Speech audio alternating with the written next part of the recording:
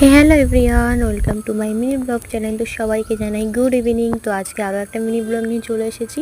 তো আমি কিন্তু দুপুরে ঘুমিয়েছিলাম, ঘুম থেকে উঠে দেখি ভাই বাহানা করছিল অ্যাকোয়ারিয়াম কিনে দিতে। তো বাবা কিন্তু সেই হিসাব মতো এখন ছোটো রয়েছে, দেয়নি। ও কিন্তু রাগ করে দেখি একটা খুব সুন্দর একটা অ্যাকোয়ারিয়াম নিজেই বানিয়ে ফেলেছে একটা পেটি দিয়ে।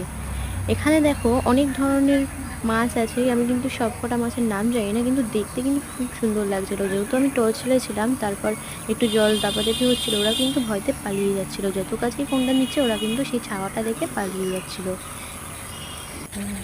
তারপর কিন্তু আমি চলে আসলাম গাছগুলো এখানে। আমি কিন্তু জল দিয়ে দিয়েছি বিকালে। এটা কিন্তু একটা কাগজি ফুল গাছ। তারপর দেখো আমার দুটো রোজ গাছ রয়েছিলাম, সেগুলো কিন্তু বেশ তরতাজা হয়ে উঠেছে।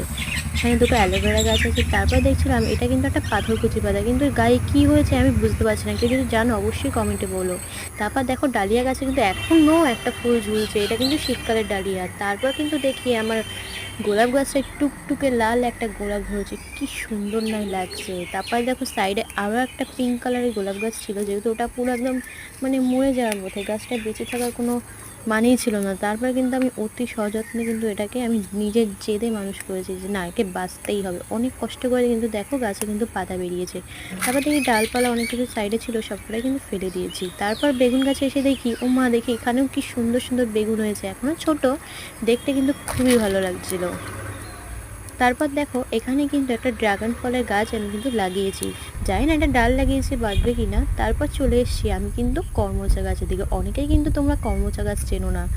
তো দেখো আমার বাড়িতে কিন্তু ফাইনালি অনেক অনেক কর্মচা হয়েছে, ভাবার বাইরে। তারপর আমি হঠাৎ করে দেখি একটা গাঁদা ফুল গাছের চারা হয়েছে, কি সুন্দর নয় লাগছে। তারপর কিন্তু সন্ধ্যা হয়ে গেছিলো, আমি কিন্তু তোমাদের সূর্যোদয়টা দেখাচ্ছিলাম, কি সুন্দর।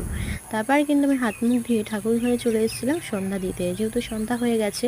তো এই দেখো আমার ঘরে ঠাকুর ঘর কি সুন্দর না লাগছে। আমার ঘরে কিন্তু গোপাল, রাধা কৃষ্ণ, গৌরনিতাই সব কিছুই আছে মোটামুটি। তো আমার কিন্তু সন্ধ্যা দেওয়ার ডান। আমি একটু জল খেয়ে তারপর ফ্রিজ খুলেই দেখি একটা আইসক্রিম রাখা ছিল, ওটা কিন্তু আমি পুরো পেটে চালান করে দিলাম। তো আজকের মতো বাই।